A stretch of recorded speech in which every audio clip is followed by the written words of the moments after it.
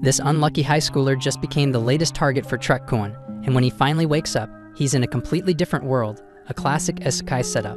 What he doesn't know yet is that he's got an insane hidden perk, the eternal youth. The story then opens in a medieval-style fantasy world, where a teenager named Ryo is lying on the floor of a tiny, run-down cottage. The place is empty except for a couple of old books and a knife sitting lonely on a table.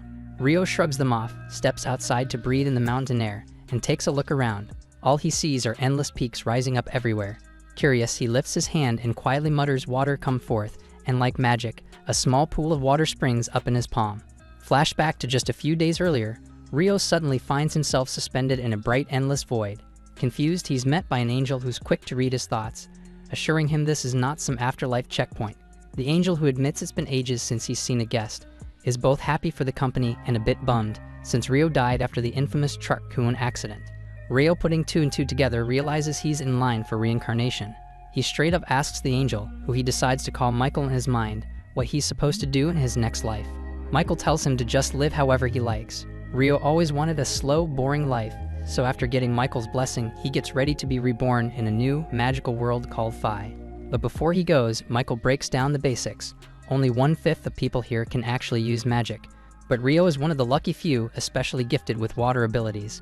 Since Ryo wanted a boring life, Michael sets him up in the forest of Rondo, far from crowds, with a small cottage and 2 months' worth of food stacked in a cold storage house. Inside the cottage, there are 2 handy guidebooks, one about the local plants, the other on the monsters he might run into.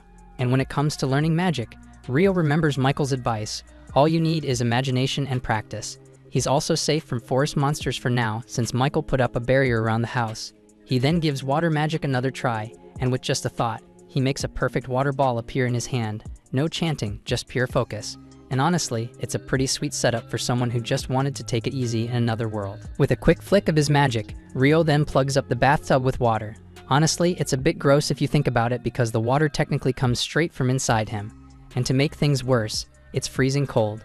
Now he's got a new problem: how to heat it up. He tries the old school way, rubbing sticks together to spark a fire, but after multiple failed attempts, he just gives up and starts thinking if there's a magical shortcut. Remembering his chemistry classes from his past life, Ryo decides to separate hydrogen and oxygen from the water, but instead of making fire, the whole thing freezes up and turns into solid ice. Staring at the ice, Ryo has a light bulb moment. He uses the ice like a magnifying glass to focus sunlight, and with some luck, he manages to get a fire going. Finally, he gets the water nice and hot and takes a long, relaxing bath. While soaking, his mind starts to clear, and he suddenly realizes he could have just used magic to heat the water in the first place, by reversing the process he used to make ice. But he'll save that trick for next time, because for now, it's time to eat. During dinner, Ryo thinks about his limited food stash. He knows he'll need to start hunting soon, but the idea of going into the forest freaks him out. He's pretty sure that little knife Michael left him won't do much against monsters, so now he's got to unlock some offensive magic. The following morning, Ryo gets to work on his very first offensive spell, Water Ball, but the results are underwhelming. The attack does nothing to the tree he's aiming at. He tweaks the spell, making the ball thinner and sharper, almost like an arrow. After hours of trial and error, he finally manages to create a simple water jet, but even that can't scratch the tree. Not one to give up, Ryo spends the following day experimenting with ice magic instead. He carefully forms an ice crystal, but quickly learns that levitating ice is a lot tougher than water. Still, he keeps at it for hours and eventually figures out how to summon multiple ice crystals at once. But the only problem is that he still can't get them to actually launch at his target. After days of trial and error, Ryo finally gets the hang of forming ice crystals instantly, but still doesn't have the power to actually fire them as projectiles. Still, with his food running low, he makes do by using an ice crystal as a makeshift spearhead. He heads into the forest. By the riverbank, he spots some quartz and grins, knowing it'll be useful for making fire if he ever runs out of mana. While searching for medicinal herbs, Ryo gets ambushed by a monster, a lesser boar that clearly sees him as easy prey. The beast charges straight at him, and for a second, Ryo totally freezes, his feet glued to the ground. His isekai adventure nearly ends before it even gets started. But at the very last second, the fear of dying all over again kicks in, and he leaps out of the way. This time, he thinks fast, using magic to freeze the ground and send the boar sliding. In the chaos, he summons several sharp icicles right in the boar's path, and the beast ends up impaled and finished off. Desperate times really do bring out the best in him, because Ryo manages to pull off some clutch water magic right when he needs it. Not a bad effort, but he's still got a long way to go. Back at home, Ryo cracks open the monster compendium and immediately learns that lesser boars are basically the weakest monsters around. He spends extra time flipping through the pages, trying to get ahead of anything he might run into next. When he reaches the section on dragons, the only advice is to run if you ever spot one, not that it'll help, since he'd almost definitely die anyway. Still, he's told to at least try to escape. Turning the page, he lands on a Kuma, an even worse nightmare. For this monster, the book doesn't bother giving any survival tips. All it says is to pray you never cross paths with one. The more he reads, the less helpful the book seems, but he powers through. You'd think his last hunt would keep him inside for good, but there's only so much time a guy can spend indoors. The next day, he pulls himself together and heads out again, ready for whatever this world might throw at him. And the day starts with optimism because Rio discovers a tree loaded with fruit. The first bite is so good, it almost makes up for all the stress from the day before, but his luck doesn't last. Out of nowhere, an assassin hawk swoops down and knocks him flat. It's immediately clear that this hawk is way stronger than he is, and there's no chance he can win in a straight fight. The hawk even uses invisible air magic, leaving Rio completely defenseless. Remembering advice from his monster book, he tries to run, but there's no way he's outrunning a damn hawk. Realizing he can't escape, he turns to face the hawk. Using his ice magic, he manages to trap the bird. Thinking he's finally won, he gets closer, only for the hawk to break out, injured but alive, one eye now damaged. Once the hawk realizes Rio isn't as weak as he thought, it bolts. Rio collapses in relief, complaining that this slow life he wanted is anything but slow. Trying to get home after the fight, Rio realizes he's completely lost thanks to his mad dash from the hawk. As he stumbles through the forest, something freaks him out even more, a headless Dullahan with smoke pouring from its neck, calmly tending to its horse. But somehow, Rio eventually finds his way back home. As days pass, he keeps training and leveling up his skills. From fighting monsters to fishing, his water magic gets so strong he can slice through mountains with it. He keeps pushing himself to get tougher, and slowly he's starting to adjust to this new life. But every night, he returns to the same spot where he found the Dullahan, challenging it over and over, not to win, but maybe just to grow stronger. There's no info about Dullahans in his monster compendium, so he wonders if it's not a monster at all, or if it's just not in the beginner's guide. After another failed duel, Rio admits the only reason he keeps coming back is because it feels like the Dullahan is actually helping him get stronger. One night, he watches as the Dullahan creates an ice sword, holding it out toward him as if offering a gift. Taking the hint, Rio accepts the sword, and with that, the Dullahan leaves him in peace. For the next several days, or maybe even weeks, Rio finally enjoys a stretch of calm, but the peace doesn't last long. One day, while training, he spots a familiar figure. The vengeful hawk is back. He instantly notices it's missing an eye, so there's no doubt it's the same bird he fought before. But now it's turned completely black, and it looks much bigger than last time, which means it's evolved. The hawk charges at him, faster and stronger than ever. Rio instantly calls up his 5-layer ice wall, but the hawk smashes through it like it's nothing, so he quickly summons a 10-layer ice wall, but the bird breaks that down too. Desperate, Rio attacks with multiple ice crystals, but the hawk uses some kind of magic negation to wipe them out and closes in on him. Then suddenly, Rio senses something in the air, so he leaps aside, and at this moment, Rio's stick gets reduced to ashes by a surprise lightning attack, so in the heat of the moment, he grabs the sword he got from the Dullahan and goes after the hawk. This time, the sword actually works. He lands a hit, forcing the hawk back, but it isn't done yet. The bird lunges at him again, and with a final thrust, Rio pierces it with the blade and the hawk collapses. Rio approaches the fallen bird, admitting that it's one of the most persistent creatures he's ever met. He realizes that the hawk evolved just for this rematch, and as a sign of respect, he lets it die by his hand. Removing the sword, he watches as the hawk finally passes away. Rio continues his journey, completely unaware that a dragon is nearby. Suddenly, a dragon appears and starts speaking to him, and Rio is stunned that he can understand a dragon's voice. The dragon, glad to have his telepathy working again, asks Rio if he's seen an evolved hawk. Rio explains he just killed one. The dragon is surprised that a human could defeat it, so Rio shows him the sword. Instantly, the dragon recognizes it as the sword of the Fairy King, and asks what Rio did to deserve it. But Rio has no idea. With the dragon's curiosity satisfied, Rio takes his turn asking questions. The two chat until late before the dragon announces he needs to leave. But before parting ways, Rio introduces himself and the dragon shares his name, Lewin. Things are actually going pretty well for Rio in this new world, so well that the angel who reincarnated him checks his heavenly records again and realizes he missed something huge. Rio has a secret ability that the angel never noticed before, the power of eternal youth.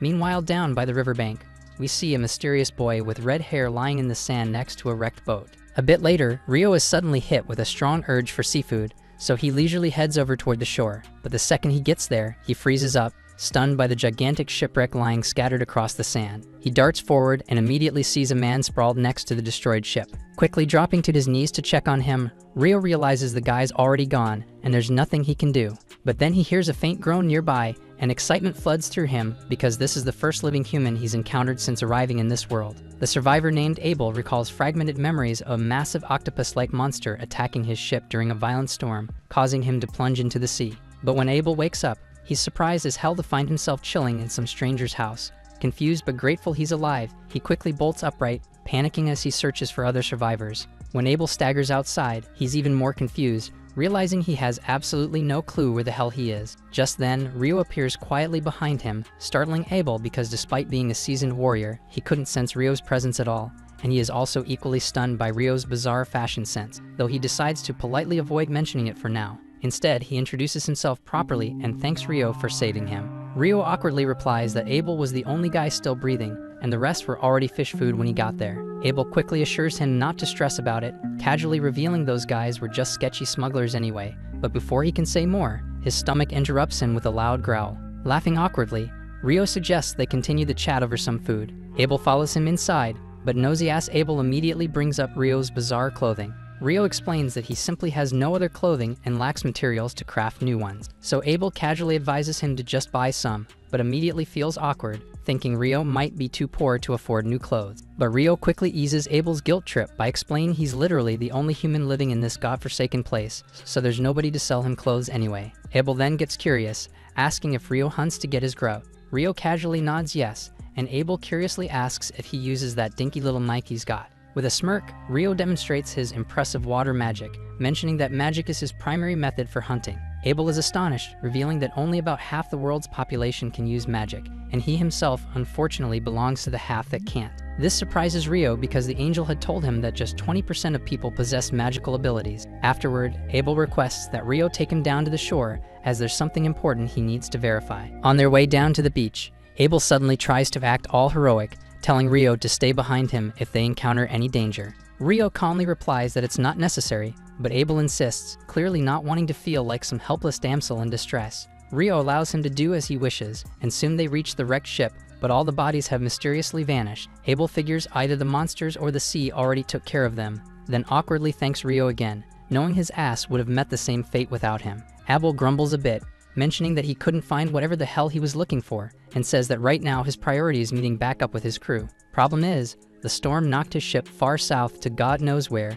leaving him completely unsure about which way to go next. Then Abel suddenly perks up, turning to Rio and casually asking if he'd like to tag along. Rio is surprised by the sudden invitation, and Abel quickly explains that he could use Rio's help to find his way back, and in return, Abel could hook Rio up with a decent job in the city, one where he might not have to dress like Mockley anymore. After thinking it through, Rio eventually agrees to guide Abel back. Later that evening, Rio stands quietly looking at the garden he's painstakingly grown, feeling a strange pang of sadness at the thought of leaving all his hard work behind. That night, he tells Abel he's heading out to say goodbye to someone important. Abel raises an eyebrow, obviously curious who the hell Rio could be meeting in the middle of nowhere, but decides not to pry, probably sensing it's none of his damn business. Afterward, Rio walks over to the lake to find the headless knight. Standing by the quiet waters, he announces he's leaving the forest for a long time. He thanks the knight for all the training, then dramatically whips out his knife, promising to go all out one last time. Without a word, obviously since the dude has no head, the knight draws his sword,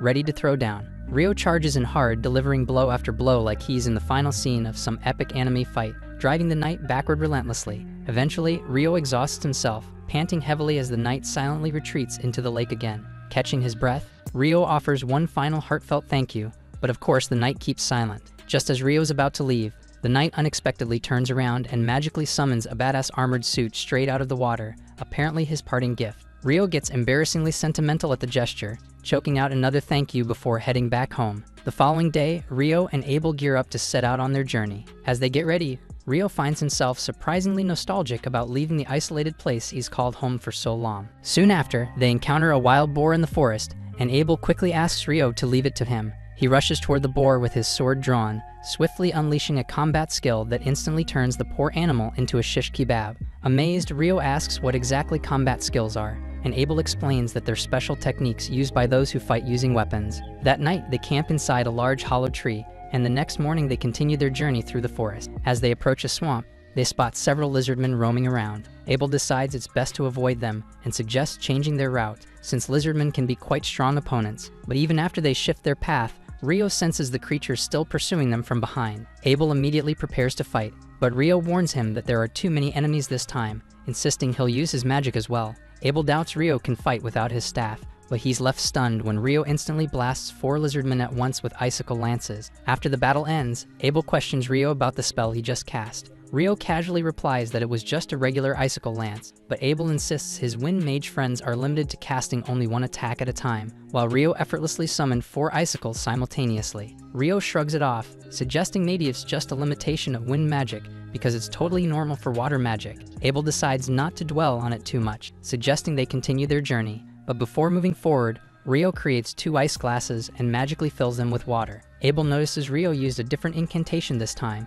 but Rio quickly covers it up by saying that he must have misheard him earlier. As they keep traveling, Abel hands Rio a coin, and Rio excitedly claims this is the first time he's ever seen actual money. Abel is speechless, as he always assumed Rio was poor, but never imagined he was that poor. He then begins explaining to Rio about the 3 major nations within the central provinces: the Kingdom of Nightly, the Devi Empire, and the Handali Federation. Rio immediately starts roasting the Devi Empire just because he finds its name ridiculous, and while he continues joking about the Empire's absurd name, they reach a wide clearing. But just then, a rock near them moves on its own, startling both of them, so Abel quickly draws his sword and slices it neatly in half, and Rio swiftly conjures a water barrier to deflect the barrage of flying stones. Abel realizes with dread they've accidentally wandered into a nest of rock golems. Confused, Rio wonders aloud if golems aren't supposed to be more humanoid-shaped, but Abel decides they've got bigger problems to handle first. Charging forward, Abel punches a hole straight through the nearest golem, but to his surprise, the golem instantly regenerates, returning fire immediately.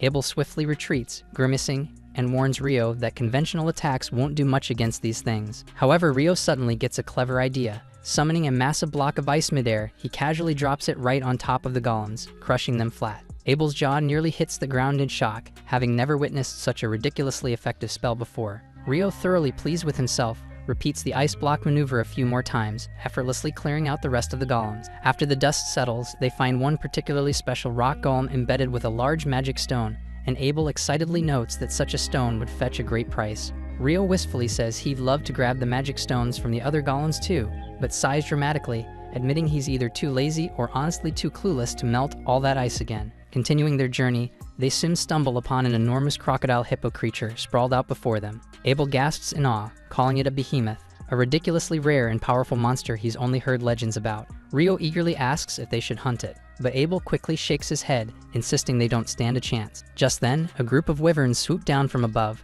capturing Rio's attention immediately. He's excited to witness an epic monster showdown. Moments later, the wyverns waste no time, launching magical rocks at the behemoth, but the beast simply roars defiantly, canceling out their magic and sending the wyverns tumbling to the ground. Impressed, Rio casually tells Abel that the massive creature likely has some sort of magic cancellation skill. Later that night, over dinner, Abel curiously asks Rio about the magic cancellation skill, since he'd only heard of certain dungeon traps having such a powerful ability. Rio's eyes sparkle at the mention of dungeons, excitedly demanding to know more. Abel casually mentions there's a dungeon in the city of Loon, exactly where they're heading. Rio dramatically loses it, annoyed that Abel didn't bother mentioning something so crucial earlier, and playfully interrogates him about any other secrets he might be hiding. Abel awkwardly asks if Rio at least knows about dwarves and elves, but Rio urges him to fill in the details anyway. After a few days, they finally reach a sprawling mountain range, and Rio confidently says they'll find some human settlement just beyond those mountains. Abel raises an eyebrow skeptically, asking how Rio can be so damn sure.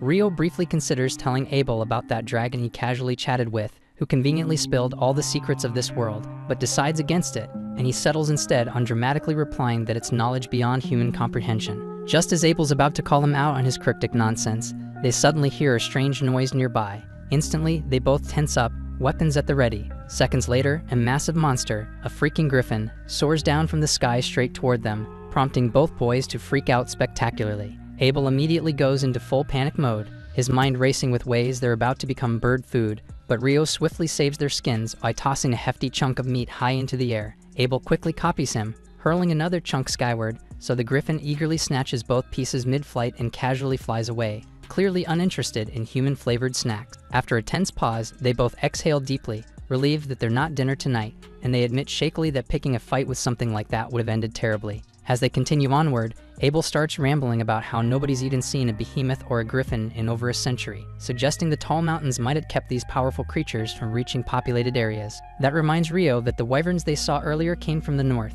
meaning their nest must be nearby. As usual, Rio's instincts are spot on, as they soon stumble upon a small group of wyverns munching on some unfortunate monster. Rio eagerly suggests fighting them, but Abel quickly shuts him down, warning him that it typically takes at least 20 experienced adventurers to handle creatures as tough as wyverns. Rio shrugs calmly, reminding Abel they'll inevitably have to face strong monsters eventually. Then with a mischievous smile, Rio asks if pinning them to the ground would make things easier for Abel. Abel cautiously agrees, saying if they're grounded, he can handle one or two up close. Without hesitation, Rio dramatically steps forward, loudly chanting a deliberately exaggerated fake spell before casually summoning 4 icicles that stab through the wyvern's wings, pinning them in place. Abel doesn't waste the opportunity and swiftly leaps forward, ending their misery. But before they can celebrate, 2 more wyverns swoop in aggressively. This time, Rio instantly summons more icicles, but without bothering with any flashy chanting. Abel notices immediately, casting a suspicious glance at Rio, but decides to save the questions for later. After dispatching the new threats, they gather the magic stones from the defeated wyverns and continue their journey northward. Before long, the pair manages to cross through the mountains, stepping out into the serene landscape of the green hills. Abel can't help but marvel at their accomplishment, not just defeating the wyverns but also collecting a hefty stash of magic stones, which once they reach the Empire, will earn them a decent fortune. This suddenly makes Rio curious, and he asks exactly which country they're heading towards, hoping it's literally anywhere but the WE Empire. Abel reassures him, saying that the WE Empire is actually farther north, and Rio lets out a relieved sigh. Seeing Rio react like that, Abel gets confused and asks if he's got some kind of personal beef with the Empire. Rio says he doesn't have anything against his people, but he finds the name WE so painfully cringe that he'd rather just avoid it altogether. Abel gives him a weird look, finding this logic bizarre as hell. Just then, Rio notices a road far ahead, and Abel quickly realizes that since it runs east to west, the mountains they crossed might not have been ordinary at all. But when Rio asks what's on his mind, Abel just waves him off, saying it's nothing and mentions that the road probably leads to a town. Rio immediately brightens up, thrilled at the thought of finally sleeping in an actual bed, and Abel tells him that he should also try out the local food there. By nightfall, they reach the town and settle down in an inn for dinner. While they're eating, Abel suggests that Rio should register with the Adventurers Guild, explaining that a guild card doubles as an ID and lets him avoid taxes whenever he enters a new city. He reminds Rio that he had to pay a silver coin out of his own pocket to cover for him at the town entrance. Rio immediately starts teasing Abel, asking if he's really keeping tabs on every single coin he spends helping out a friend. Abel cringes slightly at Rio's cheap attempt to shame him, but he pushes through anyway, pointing out another benefit. If Rio joins the Adventurers Guild, he can sell magic stones and monster materials directly to the guild at a great price. He further explains that only alchemists know how to use those materials effectively, and Rio is instantly interested, wanting to learn more. Before he can dive into 1,000 questions though, their waitress arrives with dinner, and Rio's jaw drops when he sees a plate of curry. He struggles to comprehend how curry could possibly exist here already. After all, even in the most cliché isekai anime, the main character usually has to travel far and wide, struggling desperately to recreate that perfect taste of home. Rio had kind of been looking forward to his own curry quest, but one bite proves that this curry is exactly like the one he enjoyed back in Japan. Completely overwhelmed by nostalgia and deliciousness, Rio polishes off the entire plate in seconds and immediately orders another round. The next morning, Rio is still hyped up about the curry he ate last night and playfully accuses Abel of keeping yet another juicy secret from him. Abel freaks out a little, confused about what secret Rio is talking about this time, but Rio just laughs it off, saying Abel needs to spill all the tea on any local dessert spots he might have overlooked. Abel quickly turns away, awkwardly admitting he's not into sweets, and Rio just stares after him, wondering why he's acting so weird. They hit the road again and eventually arrive at the town of Loon, a place surrounded by endless fields of wheat. At the town gate, they're greeted by Nimmer, one of the guards, who's completely stunned when he recognizes Abel. Apparently, Abel had been reported missing several months ago, so Nimmer is overjoyed to see him back safe and sound, and he warmly thanks Rio for helping his buddy return home. Nimmer enthusiastically shakes Rio's hand and then catches up on old times with Abel. Once inside town, Abel suggests they head directly to the Adventurers Guild, explaining that if he's there to vouch for Rio,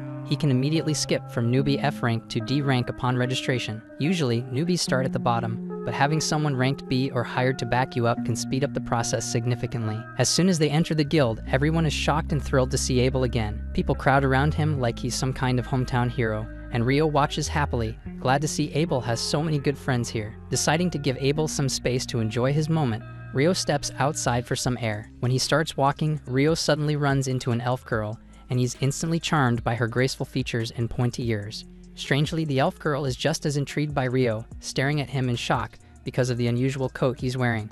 She quickly recognizes it as the Fairy King's own robe, mentioning that the Fairy King must really like Rio to have given him such a rare gift. Completely baffled by her words, Rio tries to figure out what's going on, but before he can ask any questions, the elf apologizes, saying she's in a hurry. She adds that she hopes they'll meet again soon, and then hurries off. Rio stands there completely bewildered, still trying to process what just happened, when Abel comes outside looking for him. Abel drags him back inside the guild, introducing Rio to all his friends as the guy who saved his life.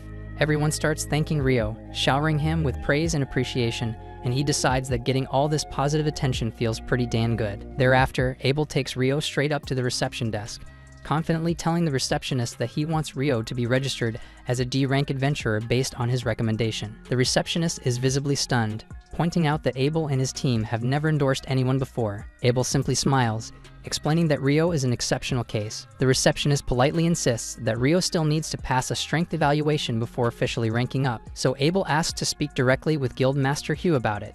She tells him to wait for a bit, and shortly afterward, Hugh bursts into the room dramatically, overjoyed after hearing Abel is back. Abel introduces Rio to the Guildmaster, requesting that Rio be given the rank-up test. Hugh mentions they'll need proof of Rio's strength for that, and Abel casually replies that Rio is even stronger than himself, leaving the Guildmaster in total disbelief. Abel quickly backs up his claim by pulling out all the magic stones they'd gathered from the wyverns, and Hugh instantly freaks out.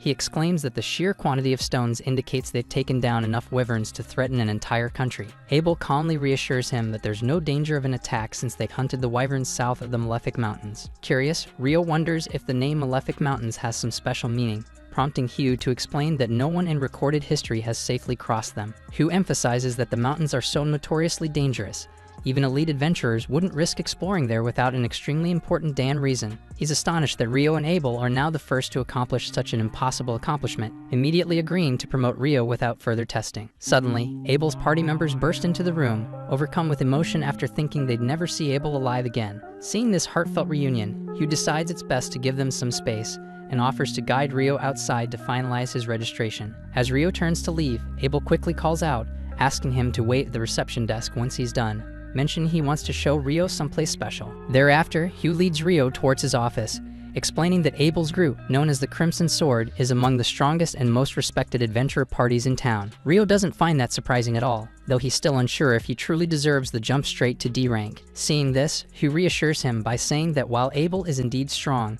defeating even a single wyvern alone is beyond his abilities, which makes it clear to him that Rio played a major role in taking down the wyverns. Just then, the receptionist walks into the office carrying the equipment needed for Rio's formal registration. Hugh excuses himself immediately, saying he has piles of paperwork waiting, leaving Rio in her hands. The receptionist cheerfully introduces herself as Nina, then begins asking Rio the standard registration questions. She explains that he can use the guild lodgings for up to 300 days from registration, after which he'll have to find a place of his own. Next, she tells him about a dungeon exploration training course the guild offers to new adventurers. Rio immediately expresses his interest in joining the course, and Nina tells him to come to the meeting hall 2 days from now at precisely 9 a.m. And Rio is momentarily stunned that this world even has clocks. Afterwards, Nina moves on to complete the actual registration. She instructs Rio to place his hand on the crystal device on the table. When he does, the device scans and transfers his biometrics onto a metallic plate resting atop it, turning it into his official guild card. Nina congratulates Rio, formally welcoming him as a registered adventurer, and then both of them step outside the office. Not long afterward, Abel takes Rio out to explore the town, mentioning that he'd like to buy him some new clothes and a staff as payment for escorting him safely to his hometown. Rio happily accepts the clothes but questions why he would need a staff. Abel points out that magicians always use staves to cast spells, but Rio casually tells him he can use magic perfectly fine without one. He also explains that whenever he fights up close, he prefers using a sword anyway, so a staff would be pretty pointless for him. Abel is caught off guard by this, and he's even more shocked when Rio casually reveals the small knife he carries around actually serves as his sword. Setting all that aside, Rio mentions that more than equipment, what he really needs right now is some solid information about how things work in this world. Shortly after that, Rio learns that this world uses the exact same measurement of time as Earth, hours, days, weeks, months, and even the metric system. It now clicks in his mind that someone from Earth must have landed here a long time ago and influenced the way things operate, explaining all the familiar stuff he's come across. Right then, Abel returns from the store after paying for all the stuff Rio picked out, cheerfully informing him that the best part of the day is still ahead. Abel then guides Rio to a large inn where all his friends from the guild are gathered, throwing a lively celebration for Abel's safe return. They party until late, leaving Rio exhausted, so that by the next morning, Nina has to drag him out of bed to show him his lodgings. She brings him to a room where two other fresh adventurers are already settling in. The blonde guy introduces himself as Ito, and the brown-haired guy as Nils. Both greet Rio warmly, and once Nina leaves, Nils immediately starts gushing about how much he likes her and how cute she is. Ito quickly shuts him down, reminding him that Nina is way out of his league. Ito then casually chats with Rio, giving him a quick rundown on life at the guild dorms. Moments later, Nina returns again, this time bringing along another nervous-looking newbie named Amon. Curious about his youthful appearance, the others ask his age. Amon shyly reveals he just turned 16, but with both parents recently deceased, he's decided to earn a living as an adventurer.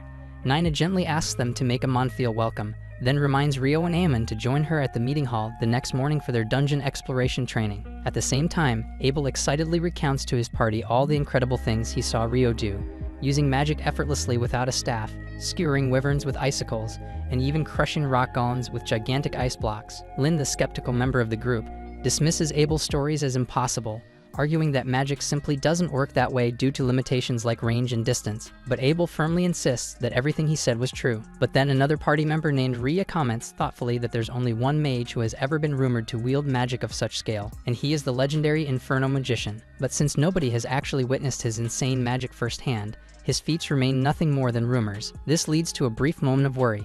If Rio really is that powerful, what would happen if he turns against them, or worse, sides with the W Empire? But Abel confidently reassures them that the W Empire won't be an issue, given how passionately Rio dislikes its shit name. Meanwhile, at the lodging, Rio's cracking jokes and laughing along with his roommates, amazed at how drastically different his life has suddenly become. Several days later, Rio and Amon finish up their accelerated dungeon crawling course designed for beginners. Their instructor then tells them they'll be heading down to the dungeon's first floor later that afternoon. Amon immediately starts panicking at the idea of his first actual dungeon trip, but Rio just casually advises him to chill out, reminding him that getting worked up now will only leave him drained before they even enter. The instructor then asks the group if anyone's got any burning questions, and Rio immediately asks whether it's possible to teleport directly to the floors they've already cleared. The instructor is genuinely impressed by this question, since usually only veteran adventurers would even think to ask something like that. He explains that there are certain dungeons further south where adventurers can conveniently warp between checkpoints, but unfortunately, the Loon dungeon doesn't have any cool tricks like that. Afterwards, the instructor escorts the newbies directly to the dungeon, located right in the city's heart. He reveals that the city itself was literally built around the dungeon, adding that every several years the monster count inside spikes dramatically, sometimes even pushing them above ground. He explains how the massive walls around the dungeon protect ordinary folks from monster rampages, but then quickly reassures the nervous newbies there's currently zero risk of any major monster outbreak happening anytime soon. Not long after, they finally reach the beginner-friendly first floor of the dungeon, which fortunately doesn't house any particularly fierce creatures. The instructor tells everyone they're welcome to explore freely, but insists they stick close to the entrance. Rio pairs up with Amon, and almost immediately Rio senses something approaching. He tells Amon to ready himself for a strike while he handles immobilizing their enemy, and Amon anxiously pulls out his sword. Moments later, a monster ant shows up, and Rio instantly recognizes it from his monster textbook as a soldier ant.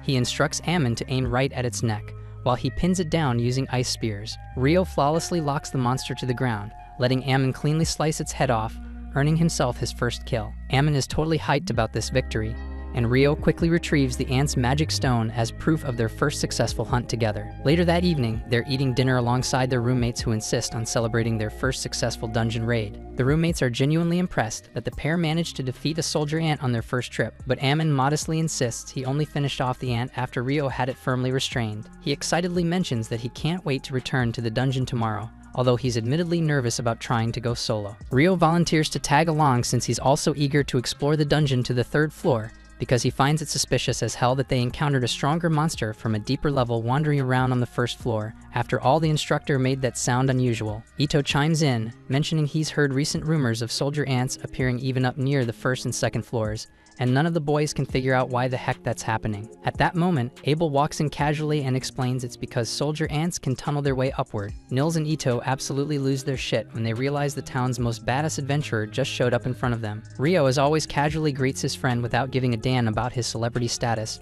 prompting Abel to jokingly ask the guys to keep an eye on Rio since he completely lacks common sense. Nils immediately jumps up, saluting Abel excitedly, and declaring that he's his biggest fan. He passionately announces his dream of becoming a legendary adventurer just like Abel one day, asking eagerly if he could shake his golden hand. Abel happily grants him the handshake, gently advising Nils to chase his dream but never forget that survival always comes first. Rio then bluntly asks Abel what he's doing hanging around here this late, and Abel replies that he just returned from his latest mission. Before he can say anything else, Abel's party suddenly storms in. The girls are clearly pissed that Abel came here instead of heading straight to the guildmaster for a mission report. Abel quickly tries explaining he was merely helping out some newbie adventurers who needed his advice, but Lynn isn't having any of it and immediately tells Warren to haul him away. Warren lifts Abel onto his back effortlessly as Abel starts whining like a toddler. Meanwhile, Lynn suddenly stares daggers at Rio with obvious jealousy. Rio awkwardly asks her what the hell she wants, causing the priestess Ria to quickly snap Lynn out of her daze and apologize to Rio for their rude interruption. As the group leaves, Ito and Nils fanboy uncontrollably over them, but Rio genuinely can't comprehend what's so damn impressive about that crew of clowns. At the same time, Ria gently scolds Lynn for openly glaring at Rio, but Lynn insists she was just curious because Abel keeps bragging nonstop about Rio's magic. Ria admits she's also curious to see Rio's true abilities, but Abel reassures them they'll get to witness it firsthand soon enough. The following day, Rio and Ammon return to the dungeon, this time encountering a pack of monster dogs. Rio once again pins the beasts down effortlessly with his ice spears, while Ammon impressively displays his sword skills by taking out a couple of the monsters himself. Afterwards, during a brief break, Rio comments that Ammon's swordsmanship reminds him strangely of Abel's style. Ammon clarifies that his sword instructor was some old geezer named Kiro, who learned swordsmanship from a prestigious academy back in the capital. So Rio immediately assumes Abel must have trained under the same academy and sees genuine potential in Ammon, believing he could grow into an incredibly powerful swordsman one day. Ammon is impressed that Rio knows so much about swordsmanship despite being primarily a mage. Rio casually explains that he trained under a mentor for a bit but ultimately came up with his own fighting style. He then comments that Ammon's current form seems pretty taxing physically, though it's also super reliable, and suggests he just needs to boost his endurance. Rio mentions that Abel always used to wake up at the crack of dawn to practice his sword forms during their travels, highlighting that even naturally gifted people have to bust their asses training. Ammon feels pumped up hearing that and swears he'll put in extra effort to become stronger, which pleases Rio. The following morning, Rio drops by the library and is taken aback by how freaking massive it is. He asks the librarian to point him to the alchemy books, and she leads him to shelves filled with beginner manuals. The sheer number of choices overwhelms him, so Rio decides he needs some air to clear his mind. But just as he does, everything goes pitch black as a full-on solar eclipse darkens the entire city, and he gawks in amazement at the sky. Barely a moment later, he realizes something weird as hell just happened. Everyone around him is suddenly gone, leaving him totally alone in an eerie, unsettling atmosphere. Right then, he feels something dangerous coming at him from behind. Instinctively, he spins around, summoning a thick ice barrier just in time to deflect an incredibly powerful blast of fire. Shocked, he wonders who the hell just tried to roast his ass, and then spots a terrifyingly hot demon lady strolling towards him like she stepped straight out of a Hollywood action movie. She smirks, amused to find a random human trapped in her domain, clearly looking forward to messing him up. Rio instantly recognizes that he's dealing with an actual demon now, and he's absolutely certain she's by far the strongest opponent he's encountered since arriving in this world. He considers fleeing for a second, but realizes there's no freaking way he'll escape from this bizarre dimension no matter how hard he tries. Gritting his teeth, he decides his only option is to fight. Without hesitation, he summons a bunch of ice barriers around himself just before the demon woman unleashes another hellish wave of flames. His shields manage to hold back the intense blaze, but the demon suddenly switches tactics, firing an invisible bullet of wind that effortlessly punches through Rio's ice walls, only to bounce harmlessly off his robe. The hot demon can't believe her eyes, baffled at how some human-made robe could stop her attack. But on a closer look, she realizes Rio's cloak is actually the Fairy King's robe. Acknowledging he must be a mage of significant skill and power to possess such rare gear and survive her attacks, she decides she'll simply cut him down the old-fashioned way with her sword rather than relying on magic. Rio also summons his ice blade to meet the demon's strike head-on, immediately shifting into a defensive stance as the fierce woman relentlessly pushes him back. She's incredibly quick, forcing him into a desperate dodge as a lethal slash narrowly misses his face. Seeing his chance, he retaliates by launching a storm of frozen spears at her, but the demon easily dances around every projectile, failing to notice the solar eclipse slowly fading away as she screws around enjoying herself. At the same time, Rio figures out she's boosting her speed using wind magic, and right then she lunges straight at him for a decisive blow. Rio blocks her strike surprisingly easily, because while she's speedy, her swordsmanship doesn't even come close to the hellish training sessions he endured under that headless knight. The demon pauses in shock, genuinely impressed, and demands to know who the hell he is to possess not only the Fairy King's cloak, but also his blade. Frustrated, she conjures a blazing fireball to incinerate him, but Rio effortlessly cancels it out with a well-timed icicle spear. This royally pisses her off, and the demon decides to put an end to him fast, realizing he'll become a real threat if the fight drags out. She unleashes an aggressive onslaught, but Rio remains composed, smoothly blocking her frenzied attacks. He spots an opening and counters fiercely, knocking the demon off balance. Immediately seizing the advantage, Rio unleashes a barrage of sharpened ice spikes, aiming to finish her off. The demoness quickly surrounds herself in scorching flames, melting away the ice spears before they reach her. But as Rio's relentless assault intensifies, she is forced to summon thick stone walls as extra protection. Rio, however, adapts on the fly, switching tactics to piercing high-pressure jets of water that slice effortlessly through the rocky barriers, slashing her several times. She is stunned that his attacks could actually hurt her, but luckily Rio had been striking blindly due to the thick cloud of smoke obscuring his vision. Seizing his opportunity, Rio rushes in to deliver the killing blow, but the demon desperately leaps forward to intercept his strike. As their blades violently clash midair, Rio is startled to see the demon's wounds rapidly closing up and healing right before his eyes. His momentary distraction gives her the opening she needs to land a devastating hit, slamming him hard into a nearby building. As she prepares to finish him off for good, she feels droplets of water hitting her skin. Confused, she glances upwards just as a scalding hot raindrop strikes her cheek, burning hotter than freaking boiling water. She screams out in agony and instantly encases herself in a protective stone cocoon, desperately waiting for the blistering rainfall to subside, while Rio carefully touches down, readying his next move. Without warning, the demoness erupts into an inferno, violently blowing apart everything around her. She slowly stalks towards Rio with murderous intent, but right at that moment, the eclipse begins fading away, and as sunlight brushes against her blade, it shatters into nothingness. She stops abruptly, clicking her tongue in annoyance and remarking bitterly that they'll have to finish this fight another day. Rio mocks, telling her to hurry up and piss off already. Surprisingly unfazed by his attitude, the demon introduces herself as Leonor and casually asks for his name. He reluctantly responds with Rio, though he makes it obvious he doesn't give a damn about exchanging any more pleasantries with the demon. Leonor is intrigued by the fact Rio clearly knows what she is, making her regret screwing around earlier instead of killing him outright. She tells him that someday they'll have their rematch, though it's possible another demon might cross his path first. She warns him not to die to some weakling, because when they meet again, she'll have grown far stronger, and next time she won't hesitate to finish his ass off. Rio feels a chill down his spine at that thought, but just then, the eclipse completely disappears,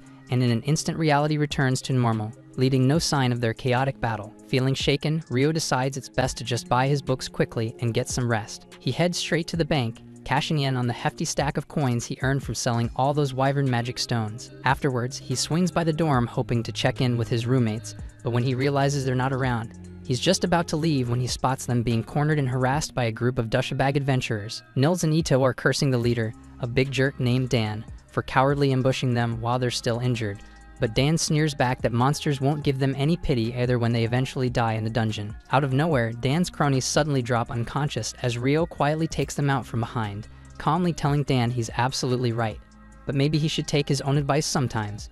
He casually taunts Dan, asking if he's planning to run now that his buddies have taken a dirt nap. Enraged, Dan blindly charges Rio, only for him to effortlessly sidestep and smash his sword handle directly into Dan's gut, forcing the bully to puke out what's left of his breakfast. Rio quickly shifts his attention to healing his injured friends, scolding them lightly about needing to toughen up so no weak-ass punks can catch them off guard again. Still, he decides that right now they all deserve a good break. Together, they hit up the public baths, where Ato, their resident priest, heals the nasty wound left by Leonor's wind bullet. As everyone sits soaking in the water, curiosity gets the best of them, and they start bombarding Rio with questions about who the hell could possibly hurt someone as strong as him. Rio considers mentioning the demon briefly, but quickly decides against it, because for now relaxation is the priority and everything else can wait. The following morning, Nils, Ato, and Ammon venture into the dungeon together. As Nils and Ammon tackle the goblins directly, Ato hangs behind, offering support and healing whenever either of them takes a hit. While Nils gathers magic stones from the fallen goblins, Ato patches up Ammon, anxiously remarking on how surprisingly tough and dangerous these goblins actually are. Nils quickly suggests they should retreat for now, since pushing any further would be suicide. Ato wholeheartedly agrees, especially since encountering goblin archers on only the 4th floor is seriously bad news. But Ammon stubbornly argues he still wants to hunt a few more monsters and earn extra cash, but Nils sternly reminds him about Abel's advice to never risk their lives over petty gains. Eventually, Ammon caves, and they return safely to the surface. Turns out that decision saved their necks, because just a few floors below them, another adventurer group was busy getting wiped out by a terrifyingly strong monster. Back on the surface, Rio reflects on how Leonore's magic skills were absolutely ridiculous, though he at least matched her in casting speed. He resolves to double down on his strengths and shore up his weaknesses, remembering how yesterday he struggled to keep pace with Leonore's insane movement speed. Though he briefly envies her wind magic, he quickly shakes off jealousy, determined to figure out his own unique solution instead. He decides to test whether using water jets to propel himself would work above ground. After all, it worked pretty well underwater. First, he creates a slippery ice platform in front of himself, then fires off hundreds of small water jets from his back to push himself forward. Unfortunately, all this effort results in him moving about as fast as an elderly grandma crossing the street. Frustrated with the embarrassingly slow result, Rio sighs, labeling it a work in progress, basically the story of his life. Later, Rio heads to the library, hoping to learn more about demons and alchemy. Coincidentally, at the same time, Lynn is also studying there, and she's desperately combing through records to see if there's any mention of a spell capable of creating an ice wall sturdy enough to crush golems, but finds absolutely nothing. Lynn smugly concludes that Rio must be some kind of scam artist tricking Abel, reassuring herself that only the greatest wizard on the continent could pull off magic that powerful. Satisfied with her theory, she puts the book back on the shelf, just as she spots the elf girl Sarah. The two exchange casual greetings and briefly chat before Sarah remembers she's supposed to meet up with someone, so she has to leave. Meanwhile, Ammon and the crew return to the guild, and Nils immediately starts stuttering like an absolute simp when he sees Nina. Ito quickly bonks him on the head, snapping him out of it, and calmly informs Nina they've discovered goblin archers roaming around on the 5th floor, a completely unheard of situation, so they returned immediately to report this alarming news. Nina carefully examines the magic stones as proof, instantly confirming their authenticity, and urgently thanks the group before rushing off to alert the guildmaster. Guildmaster Hugh is not happy at all when he learns about goblins appearing on the 5th floor because those little bastards should only show up deeper than the 10th. He grimly senses this could hint at something far worse brewing underground and instructs Nina to immediately summon every B rank or higher adventuring party available. Nina hesitantly informs him that right now only 2 top-level groups are still in town, Abel's Crimson Sword and the White Brigade. Soon after, Abel and his teammates make their way to Hugh's office, with Abel visibly irritated at the prospect of working alongside the White Brigade, mostly because he can't stand their leader. The girls in his party bluntly tell him to stop whining like a little wimp, and Abel grudgingly pulls himself together before entering. Unfortunately, the leader of the White Brigade, Phelps, is already inside waiting, and Abel struggles immensely not to show his annoyance. Once everyone takes their seats, Hugh explains the serious situation. Goblins have been found on the 5th floor, and the report is completely reliable. Both Crimson Sword and White Brigade must immediately enter the dungeon and thoroughly investigate for any further signs of a potential monster outbreak. Hugh mentions grimly that the last outbreak was 10 years ago, and although it's too soon, he can't rule out the possibility of another one happening now. He offers each team an advance payment of 100 gold coins, with an additional 200 coins promised after successfully completing the mission. Abel then asks for clarification on whether they're only supposed to investigate. Hugh confirms that investigation is their sole mission, prompting Phelps to question what they're expected to do if they discover an outbreak has already begun. Hugh firmly replies that if an outbreak is indeed underway, they should retreat immediately and report back. The guild will then lock down the dungeon walls and coordinate with the knights to eliminate the threat. He also notes he's already alerted both the local lord and the knights' headquarters to ensure maximum preparedness. Finally, Hugh asks both parties if they accept the mission, and without hesitation they agree. The following morning, Rio is already up and fully prepared to head out to the Northern Library by the time his roommates start waking up. He explains he's planning to dive deeper into alchemy, mentioning he's heard the Northern Library carries books on more advanced topics. Ito confirms he's heard correctly, adding that adventurers ranked D and above have full access to that library. Ammon excitedly chimes in, mentioning rumors he's heard about forbidden books hidden inside the Northern Library as well. Rio's eyes light up immediately, but Ito quickly bursts his bubble by clarifying that only adventurers ranked B or higher are allowed to even touch those books. The boys then wish him luck on his quest for knowledge as they prepare themselves for another dungeon dive. Rio soon reaches the Northern Library and instantly instantly vibes with the calm, scholarly atmosphere. He eagerly begins browsing around for the books he needs, though he realizes asking anyone directly about books on demons would probably cause a scene. However, just as he's climbing the stairs to the first floor, he spots the elf girl Sarah standing there, and he's instantly smitten. Meanwhile, Guildmaster Hu and the two high-ranked adventurer parties arrive at the dungeon gates. Right as they're about to open the massive doors, Abel suddenly stops Hugh, sensing something horribly wrong. Trusting his gut instinct, he orders Lynn to quickly use her wind magic to scan the first floor for threats. Lynn's face immediately pales because she discovers hundreds of monsters lying in ambush right behind the gate. Panic spreads instantly among the group, confirming beyond any doubt that the great monster outbreak has already begun. Hugh urgently commands everyone to fall back and alert both the knights and the guild. Back at the guild, Nils and the others notice the sudden closure notice posted on the dungeon doors, assuming it must be because of the goblin archers they reported. But just then, a frantic messenger bursts into the guild, loudly announcing that a massive monster outbreak has begun. Every available adventurer must immediately rush to man the walls surrounding the dungeon and fend off the monsters. Meanwhile, Rio and Sarah have been awkwardly staring at each other throughout this entire chaos, until Sarah finally breaks the silence by saying softly that it seems they meet again. They introduce themselves formally, and Sarah gently asks Rio if he's searching for anything specific. Rio almost blurts out he's researching demons, but quickly catches himself, nervously claiming he's interested in alchemy, specifically creating golems. Sarah is clearly impressed by his ambitious goal, remarking how difficult crafting golems actually is, though she informs him regretfully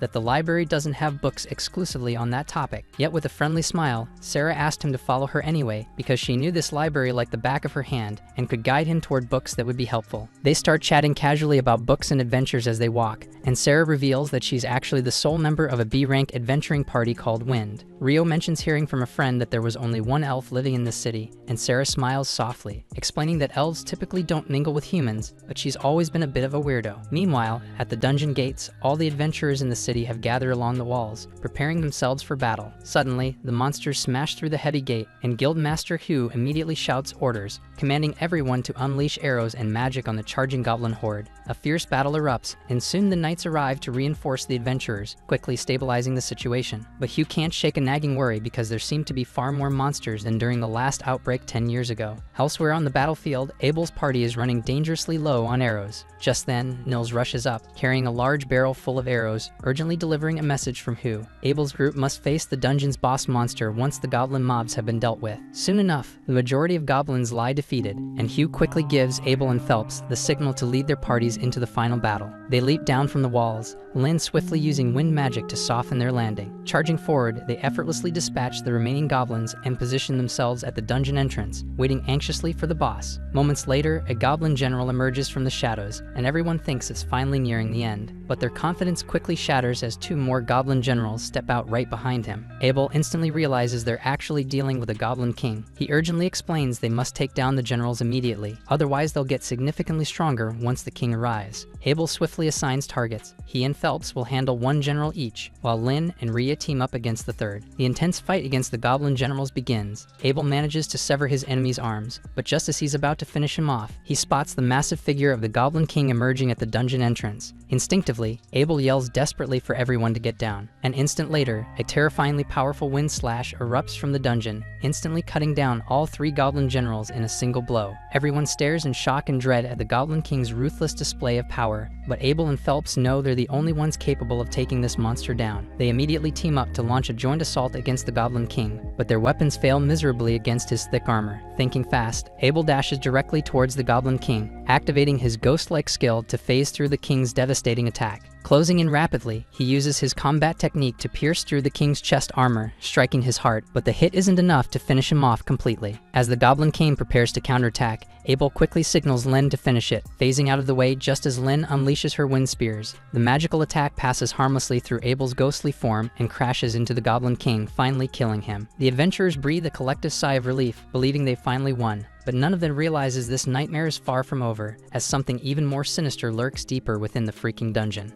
Later, the whole group heads back to the guild to celebrate their success, and by the time Rio wanders in, he's completely clueless as to why the place is so lively. While the adventurers get to enjoy the celebrations, the guildmaster is buried in work.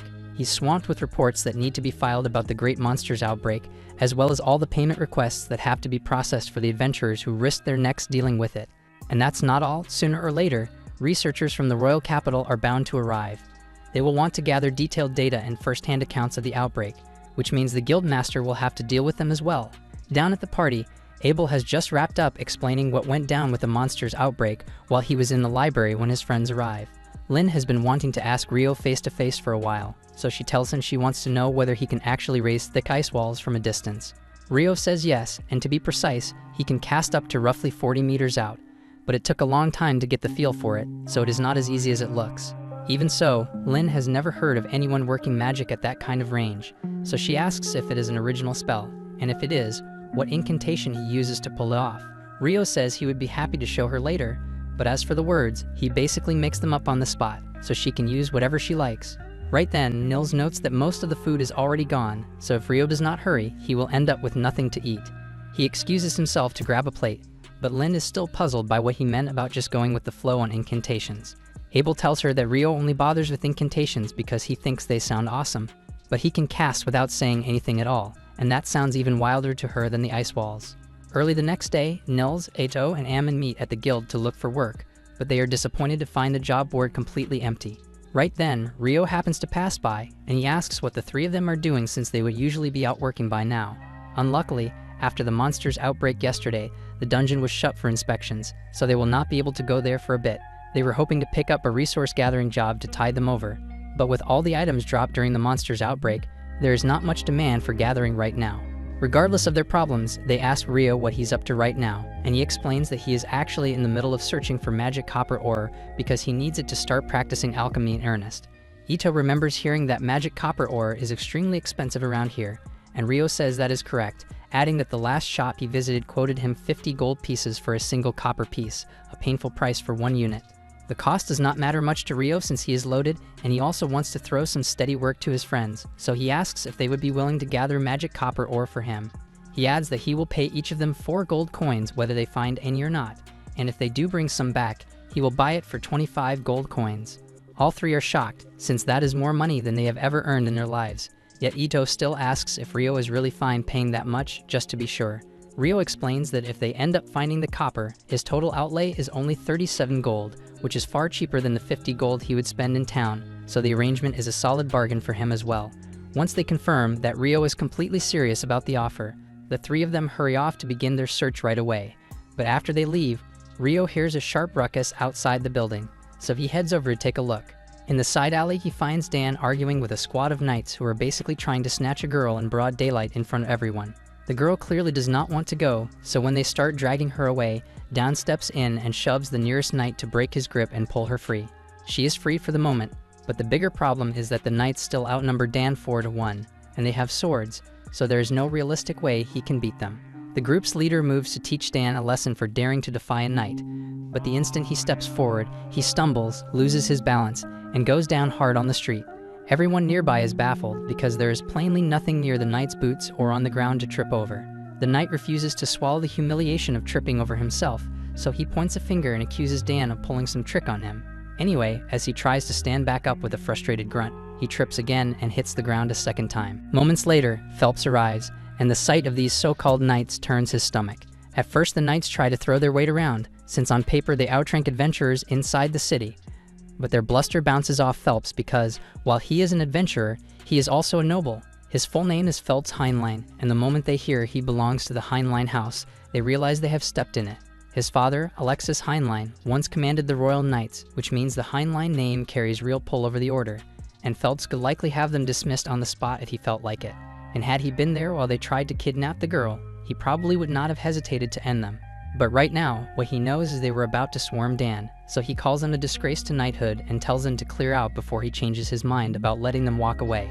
After the knights leave, Phelps looks up at Rio, having caught what he pulled a moment earlier. He had already heard from Abel that Rio's magic was extraordinary, yet seeing it for himself still amazes him, since he has never watched anyone cast from that far away with that kind of precision.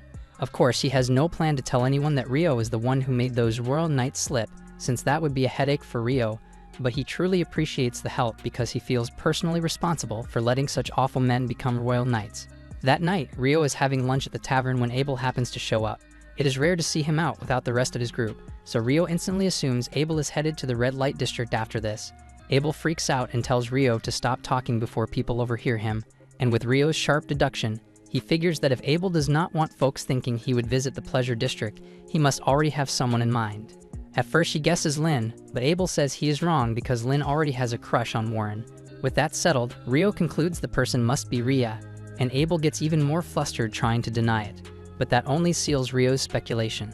Leaving Abel's crush to the side, Rio asks what he's actually doing out alone tonight, so Abel admits he is headed toward the Pleasure Quarter, just not for the expected reasons. And since Rio is here, Abel admits he could seriously use his aid. One of the dungeon investigators dispatched to the Loon Dungeon is an old buddy of Abel, and the Crown assigned royal knights to guard him while he is in town.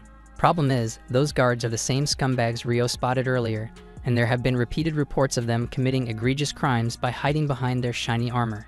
Abel heard they were in the Pleasure District tonight, and they are bound to cause problems sooner or later, so Abel wants to stop them before anyone gets harmed. On the way, Rio notices two adventurers talking, but he has met every single adventurer in town by now, and he doesn't recognize either of them. Abel says it isn't unusual for adventurers to come to Loon to explore the dungeon, but the dungeon is closed right now, so it does look suspicious, especially since the pair are dressed head to toe in black and slip away the instant they realize Rio and Abel are watching. A few turns later, Rio and Abel deliberately cut down a dark alley, and within moments the shady adventurers spring an ambush.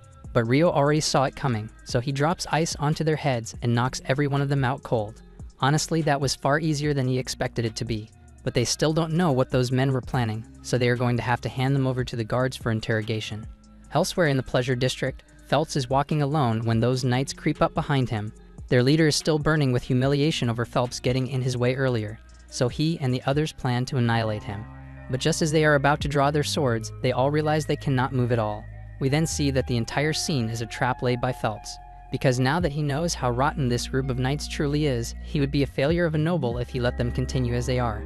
So he had Shenna tag them with paralytic needles, and with them stuck in place, she calls on her fire magic, reducing their bodies to a freaking ash, leaving only their footprints. By first light, a delegation of researchers from the royal capital reaches the town, and right as the guildmaster had foreseen, they promptly make trouble for everyone by commandeering the entire day's rations for their inquiry.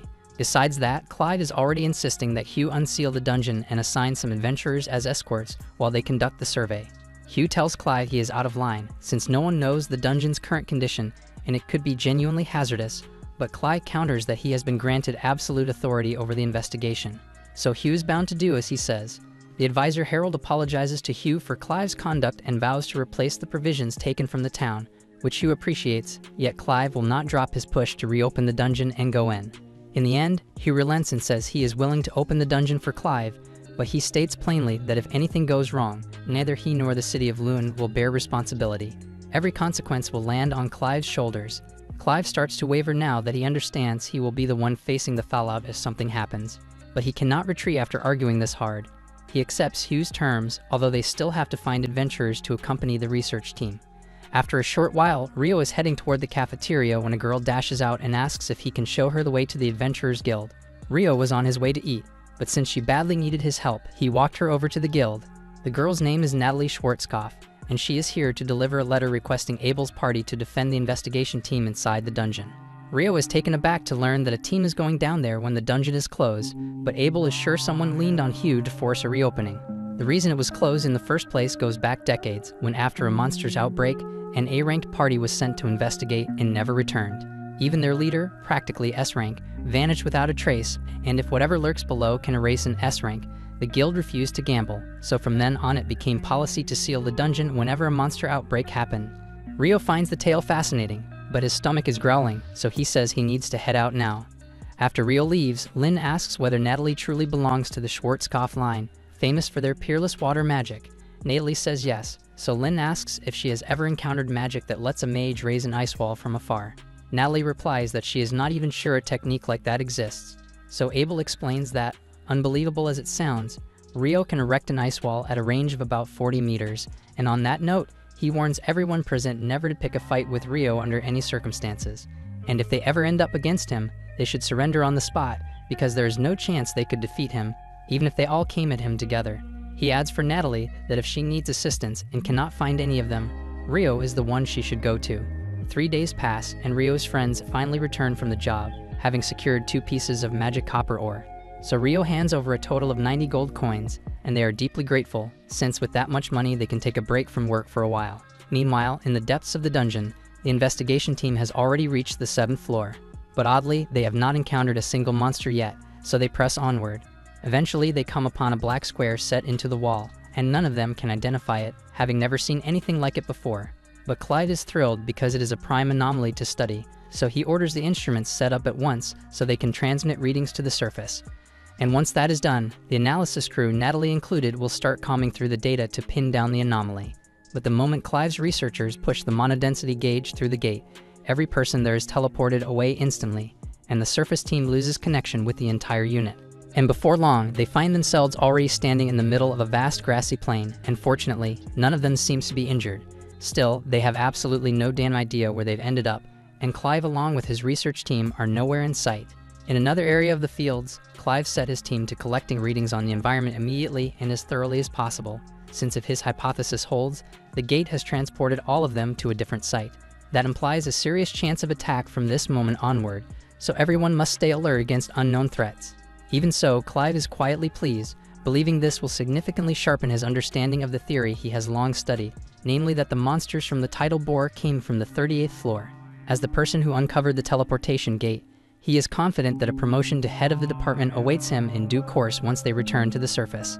That expectation holds only if they survive, since the creatures at this depth do not look inclined to be friendly in the slightest. Up on the surface, Natalie and the rest of the research team are still carefully analyzing what happened to the adventurers when the locator abruptly powers up again. It sends a pulse for only an instant, not long enough to exchange messages or attempt a response. From the brief data burst, it appears the expedition team has somehow landed on the 40th floor of the dungeon against all expectations. That result makes no sense, since by all accounts, a moment earlier they were on the 10th floor. At that moment, a man named Christopher steps into the tent and introduces himself as a researcher from the College of Magic who has joined this investigation in person to assist.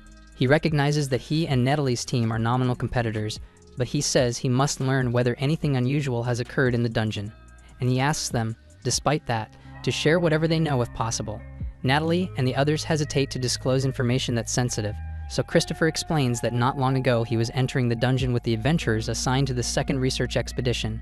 Yet as he reached the threshold, everyone ahead of him disappeared in an instant, which is why he is determined to learn what became of them. Christopher's account finally confirms what everyone feared. The group of adventurers trapped in the depths of the dungeon didn't vanish by accident. They were warped through some kind of teleportation, which explains why they were suddenly stranded on the 40th level. But that doesn't exactly make things any less terrifying. Up until now, the deepest any explorer has gone was the 38th floor, and even that was considered nearly suicidal for most B-class squads. Expecting C and D-ranked teams to survive past that is a damn death sentence. Thankfully, Abel's crew was among the first dispatched in the initial wave. That gives them a fighting chance, and hopefully enough firepower to keep the others safe, for a while at least. But if a plan to get them out doesn't come together soon, things are going to spiral fast. When Natalie gets word that Abel's whole squad is stuck down there, she immediately recalls what he warned her about before entering the dungeon. Without hesitating, she bolts to the library in hopes of tracking down Rio for backup. At the guild headquarters, trouble's already boiling over. Nana storms into Hugh's office and reports a serious development. The investigative team that was dispatched vanished the moment they entered the site. No signals, no updates, just complete silence. Dean Christopher is calling for Hugh to come immediately so they can assess the situation. Hugh jumps from his seat without a second thought, telling Nina he's heading out right away. But before leaving, he orders her to keep everything under wraps. The last thing they need is the rest of the adventurers finding out and losing their heads. Meanwhile, deep inside the library, Rio is busy navigating shelves of dusty tomes, but he's honestly not getting far. He has no clue where the relevant materials are, and without someone to guide him, he's pretty much lost. He silently wishes Sarah was around because she'd definitely know where to start. Lucky for him, she's actually just a few steps away in the next aisle. Rio perks up immediately and walks over to her, explaining that he's trying to dig up info on eclipses and tidal surges, but has no idea where to find the right archives. Sarah flashes a smile and offers to help without hesitation because she knows exactly where those records are kept. Sarah personally suspects a strong correlation between the tidal bore and eclipse events. She remembers that just 2 days before the most recent surge, an eclipse darkened the skies, and historically, that same sequence has happened more times than she can count. Still, Sarah didn't come to that conclusion overnight because it took her ages of digging through old references to piece the pattern together. So naturally, she's curious why Rio is suddenly so fixated on the subject. But Rio can't exactly come out and say he clashed with a demon during the last eclipse in the middle of town, so instead, he smoothly pivots the conversation and asks if she happens to know what causes a magic stone's color to shift. Sarah clearly picks up on the dodge, but chooses not to press him. For now, she simply explains that the color of a monster's core reflects its lifespan. The longer it's lived, the darker the hue. Rio had already learned that somewhere along the way, which only deepens his fascination with the tidal boar. According to the documentation, all the monsters that emerged during the event left behind completely transparent stones. Most believe the creatures surge upward from the lower dungeon levels, but those clear stones suggest they weren't seasoned beasts. They were freshly born. And what shocks him most is that even older tidal boar accounts describe the exact same thing, crystal clear stones every time, and Rio hadn't expected that kind of consistency in such aged reports. Sarah casually mentions that the records aren't exactly in great condition. Most are stored on fragile parchment, which is probably why no one else even knows they exist. But she does, and if Rio's interested, she's more than willing to show him where they're kept. Elsewhere, the research team caught in the teleportation trap still hasn't managed to pinpoint where the hell they are.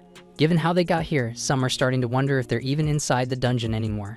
Harold checks in with the engineers, asking if they've managed to reactivate any of their equipment. They tell him the transmitter is finally online, meaning the surface crew should now be able to track their signal. That gives the group a spark of hope because maybe someone's on their way, but Harold doesn't seem convinced. When Abel questions him, Harold admits something feels wrong. It's the air, it has a weight to it, like being wrapped inside a sanctuary square incantation. That spell was designed as the ultimate defensive enchantment, completely nullifying all magical and physical attacks. If this place shares that same energy signature, then it might mean they're sealed inside an enormous magical barrier, cut off from the rest of the world. The weight of the situation is finally sinking in for Abel, and he quickly tells Lynn to deploy her detection magic to scan the surrounding area. Without delay, Lynn activates her wing-based probing spell, and the results come in fast. There's a large cluster of living beings roughly 500 meters away. Based on the readings, it's about 100 humans, but there are also a dozen unfamiliar life signatures mixed in, and whatever they are, they don't match anything she's ever sensed before. It's suspicious as hell, but it's the only lead they've got, so the team immediately starts moving toward the source. Back above ground, Hugh receives the latest update, and it's worse than he feared because the investigation squad wasn't just delayed or lost. They were forcibly warped down to the 40th floor, and Hugh can barely process how disastrous this is. Even if he rallied every capable fighter in the entire city, there's no way they'd be able to break through to that depth. Worse yet, no one has a damn clue what triggered the teleportation in the first place. That's why Christopher firmly advises against any rescue attempt. It's just too dangerous right now, and all they can do is wait and hope their team isn't wiped out. Unfortunately, hope isn't worth much at the moment, because Clyde's unit is under brutal assault. Fiery blasts are raining down on the researchers, and while a few skilled mages manage to throw up protective barriers in time, a lot of their comrades aren't so lucky because some are hit directly, others caught in the crossfire. Clyde is still reeling, trying to piece together how things spiraled into chaos this fast. But there's one detail he can't ignore. These attackers resemble the demons he once saw depicted in ancient grimoires, and if those writings were even half right about their strength, then they're in serious trouble. Then a handful of adventurers make a desperate push forward, hoping to flank the creatures, but the attempt ends in horror. They're shredded within seconds, and any survivors are engulfed in flame before they can even react. Soon, Abel's group finally reaches the battlefield, and what they see freezes them in their tracks because the place is an all-out slaughter. Ria's eyes then lock on the enemy forces, and she instantly identifies them for what they are, demons. She doesn't hesitate to speak up, warning the others that demons are not mere monsters. According to ancient lore, these beings are the sworn foes of deities and celestial beings alike, and if that lore is true, then bringing one down will be anything but easy. Everyone is asking themselves why demons of all things would appear in this kind of place, but Harold quickly shuts down the speculation. There's no time for questions because right now, their priority is pulling Clive's squad out alive. He barks out orders for all the mages to prepare a coordinated strike from both flanks. Just as Clyde's exhausted unit is about to be crushed, a hailstorm of conjured spears rips through the three demons pressing in on them. The spellcasters unleash everything they've got: fire, lightning, ice, wind. Every long-range incantation in their arsenal bombards the enemy. The sheer volume of attacks finally cracks through the demons' defenses, buying them a sliver of hope. But the battlefield is still crawling with enemies, so Harold immediately commands the casters to charge up another salvo. The demons retaliate with volleys of fireballs, but the adventurers were ready. Protective wards had already been raised. With their shields holding, the mages prepare to fire again without missing a beat. At the current tempo, Harold actually believes victory might be possible, but the problem is obvious. Mana reserves won't last forever. Once the spellcasters are drained, someone else will have to carry the fight, and Abel knows it too, so he unsheathes his blade, his eyes scanning the chaos until they lock onto a particularly intimidating figure among the enemy ranks. Without hesitation, he signals his squad to advance in a tight line behind Warren, who absorbs the brunt of the flames with his barrier as they dash forward. When they close the distance, Abel tears into the nearest demon, his sword flashing with precision, while Lin and Rhea provide covering fire, their spells piercing through demonic flesh. The tactic works, and several of the fiends fall quickly, but the pace doesn't last. Lin collapses, completely drained of energy, and Rhea's supply is almost spent as well, leaving Abel to face the monsters with nothing but his steel. 6 demons remain, and Rhea calls out a grim warning. The towering one ahead isn't ordinary. It's almost certainly a demon prince, the juvenile form of a future demon lord. According to every record, only a chosen hero has ever slain such a being.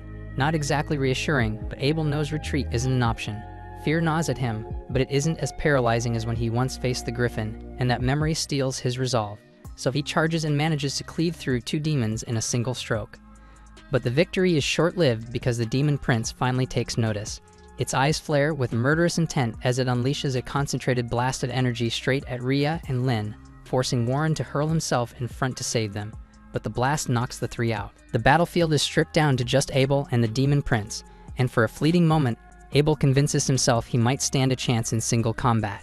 That fragile confidence shatters instantly when the demon prince vanishes in a blur and reappears right in front of him, knocking his blade aside with terrifying ease. Abel steadies his weapon and keeps his composure, but deep down, he knows he's completely outclassed because his speed, strength, and skill don't even compare. Then out of nowhere, Clive hammers the demon prince from across the field with a heavy spell, but the attack barely singes the monster, and now the remaining demons redirect their fury toward Clive's unit. Their barriers crumble under the assault, leaving the researchers to be engulfed in fire. The longer this goes on, the more hopeless it looks, so Abel takes his last gamble. As the demon prince lunges, Abel activates his zero-turn technique. With a sharp twist, he deflects its blade and pivots instantly, aiming a deadly slash at its throat. But the prince anticipates the maneuver, sidesteps effortlessly, and hurls him aside like a rag doll. Abel struggles to rise, his body nearly giving out. The demon prince approaches calmly, sword raised high, ready to end him with one swing. At that exact instant, Abel hears the distinct sound of a single droplet of water, and then Rio smashes through the ceiling above, and Abel can hardly believe his eyes. For a moment, he thinks he must be hallucinating because of all people, Rio showing up here feels impossible. Rio then tells him that a lot of people are worried about him and the others, so they should head back as soon as possible, and he'll handle the monsters here for now. Abel immediately tries to warn him, insisting that this isn't just any monster, it's a demon prince, but Rio doesn't seem fazed at all. In fact, he chuckles, thinking Abel must be exaggerating. After all, he's already fought a true demon before, and this thing doesn't feel nearly as terrifying. If it really is a child version of a demon lord, then its weakness explains everything. As he strides forward, the demons that remain attempt to incinerate him with a barrage of fire, but Rio answers with a wave of icy lances that cut through their flames, and before they even register what's happening, he uses a water jet cutter from behind them to decapitate them all. The demon prince freezes as it watches the decapitated remains of its subordinates crash at its feet. Rage boils in its eyes, and it knows now that Rio won't be anything like the easy prey before. Tightening its grip, the prince raises its weapon and prepares to fight for real. And Rio smirks with anticipation, draws his sword as well, eager to test just how strong this so-called hair of a demon lord really is. A little while ago, Natalie had been racing frantically through the city, doing everything she could to locate Rio, and when she eventually found him, gasping for breath, she delivered the urgent news. Abel and his squad were trapped deep inside the dungeon, and without missing a beat, Rio sprang into action and immediately crafted a cart of solid ice around Natalie, then launched himself toward the dungeon entrance at top speed, wasting not a single second. During the ride, Natalie managed to bring Rio up to speed with all the details of the situation, and by the time they arrived, he had a solid understanding of just how bad things were. He thanked her for reaching out, though one question lingered in his mind. How did she know to look for him in the first place? So Natalie explained that back when they first met, Abel had told her that if anything ever went wrong and he wasn't around to help, she should go find Rio immediately. According to Abel, Rio was the most dependable person he knew. That definitely sounded like something Abel would say, and it warmed Rio's heart to hear how much trust his friend had in him. Still, there wasn't time for sentiment, and he turned and sprinted toward the dungeon gate without hesitation. The adventurers stationed at the entrance tried to block his path, but Rio had no patience for delays, so he summoned thick walls of ice to trap them behind and made his way inside without slowing down. And as soon as he was inside, he remembered that Natalie had told him the signal came from the 40th floor. but there was no way he could take the long route, not when every second counted. So he cut straight through the floors using high-pressure water blades, which is how he ended up reaching the bottom in record time. Right away, the Demon Prince lunged in for a strike, but its speed was laughable, nowhere near enough to land a hit on Rio. With complete ease, Rio sidestepped the attack and decapitated the creature in one clean sweep. Abel and the rest of his team were stunned because they couldn't believe Rio had taken down such a powerful enemy so effortlessly. But the fight wasn't over yet, and to everyone's disbelief, the Demon Prince picked its severed head up from the ground and reattached it like nothing happened. Rio acknowledged that this regeneration ability could be a minor annoyance, but realistically, the Demon Prince had no chance of doing any real damage to him. Just to make it crystal clear, Rio conjured over 200 razor-sharp water jets surrounding the creature from every angle. And before it even had time to comprehend how badly things were about to go, it was already too late because Rio vaporized the Demon Prince's body into fine dust, and this time there was nothing left to regenerate. With the battle officially concluded, Abel turns to Rio and expresses his deep gratitude for the rescue. But Rio casually brushes it off, saying words are cheap, and if Abel truly wants to thank him, then he can pick up the tab for dinner tonight. Just then, Harold steps forward and introduces himself as a representative from the Bureau of Royal Magicians. He expresses sincere appreciation for Rio's intervention, saying that without him, they absolutely would have perished down here. But Rio insists there's no need for thanks because he never turns his back on people in danger. And if anything, he regrets not arriving sooner. Maybe then, the number of casualties could have been minimized. Harold agrees, saying the entire incident is still a tragic loss. He explains that once the mages regain enough energy, they'll begin recovering the fallen so their remains can be properly honored and laid to rest. In the meantime, Abel has a request, and he asks Rio to help him harvest magic stones from the slain devils, because he plans to use the funds to support the families of those who didn't make it. Rio is happy to assist, but there's something that's been bothering him since he got here. When he dropped down from the 39th floor, he felt like he passed through some kind of magical field. But the moment he took out the Demon Prince, that sensation vanished completely. And that's not all, because during his descent, he used a detection spell and picked up something unusual coming from the staircase. They plan to check it out before leaving, but for now, their priority is gathering as many devil stones as they can. Even with all this experience, Harold admits this is the first time he's ever actually seen one. There aren't any trustworthy documents describing them either. Since devils tend to appear seemingly out of thin air, some scholars believe they might possess the ability to manipulate space and time, but that theory has yet to be confirmed. Elsewhere in the world, a different scene unfolds. The hero's party has just triggered an ancient altar designed to summon the Demon Lord. A few seconds later, a swirling portal materializes before them, and out steps Leonore. The hero immediately assumes she's the Demon Lord and calls her that out loud, much to her confusion because last she checked, that wasn't her title. In reality, she just followed a strange energy signature she sensed and decided to check things out. But the moment she hears this guy is a hero, her mood shifts because if he really is a hero, then he must be strong. And if that's the case, then she's absolutely down for a fight. The hero then boldly raises his weapon, declaring with full confidence that today is the day he slays Leonore, and she perks up with excitement, clearly ready for a thrilling duel. But within moments, her anticipation is crushed because this guy is pathetically weak. She barely put any force behind her swing, yet her blade sliced straight through his chest, so the disappointment hits hard. She pulls her sword back and glances at the rest of the party, who are frozen in place, visibly horrified and unsure of what to do. Leonore doesn't particularly get a thrill out of killing people, so she flashes behind the party's mage and casually suggests they just call it quits and head home. If their so-called hero couldn't last a second against her, then none of them would fare any better. And by the way, they should probably tend to their wounded hero since she didn't hit any major organs, so if they act fast, he might still make it. Thankfully, the party chooses the smart option and immediately scrambles to stabilize their fallen comrade. And while they're busy treating his wounds, Leonore strolls over to inspect the altar. The fight was a total letdown, but she's at least intrigued by the magic gem they used to summon her. It radiates unusual energy, and she considers the trip worthwhile after all. And with a flick of her hand, she teleports the gem into her storage space. From the ground, the hero yells for the Demon Lord to stop, but Leonore is seriously getting tired of the title.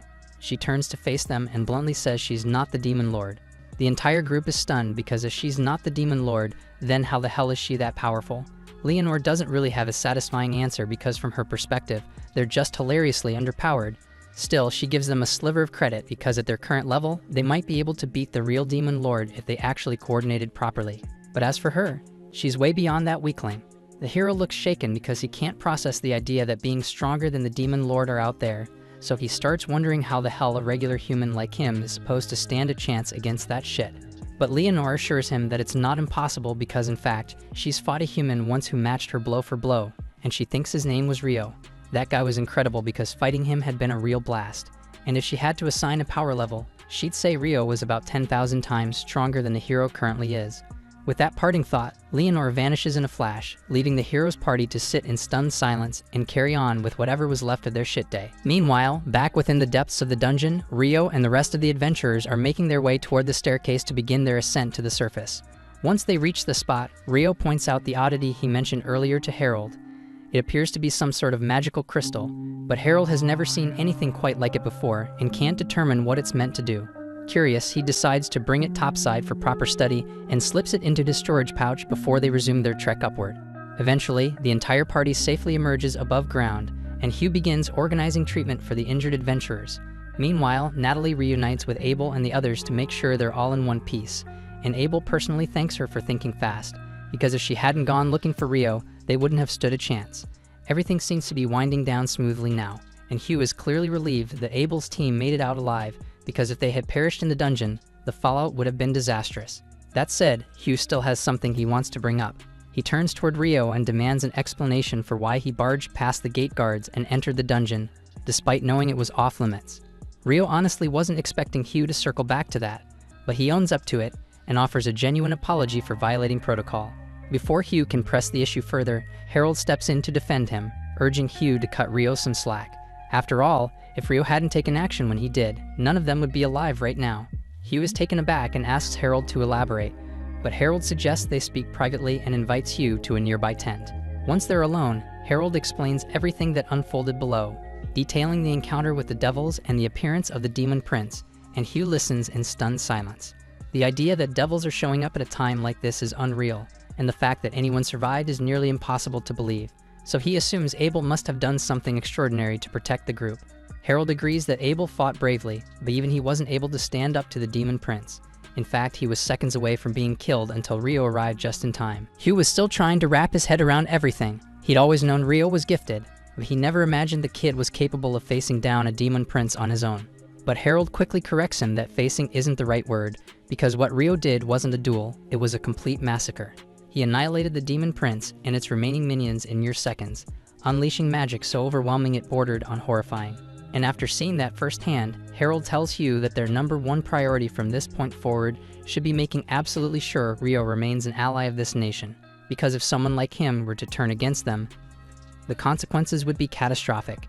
With that in mind, Harold asks for Hugh's cooperation in redacting all traces of Rio's power from the official report, because the last thing they need is for some clueless noble to learn about Rio and start demanding the impossible from him. The next morning, Rio is wandering through town when a mouth-watering aroma catches his attention. He follows the scent to a cozy eatery known for its legendary curry, and to his surprise, he finds Sarah already seated inside. She's equally shocked to see Rio, but admits she can't blame him because the food here really is worth the hype.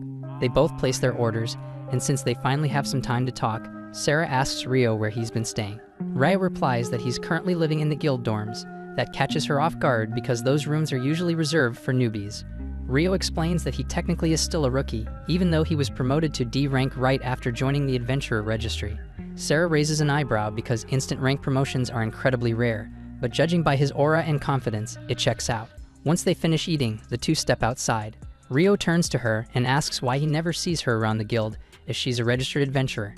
Sarah explains that it's a bit complicated. She's been working under a long-standing contract in the royal capital, so she rarely has to check in with the guild at all.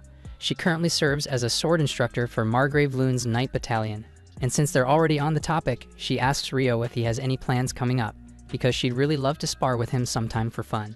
A short while later, Rio and Sarah stand across from one another in the training arena, moments away from beginning their duel. Before they start, Rio curiously asks how she even knew he used a sword, especially considering he's a mage. Sarah explains that it was obvious to her from his posture and the way he moved. Besides, it's not all that rare for a spellcaster to mix in physical combat techniques. As the match kicks off, Sarah lunges at Rio with a burst of blinding speed. He barely manages to react in time and parries her strike.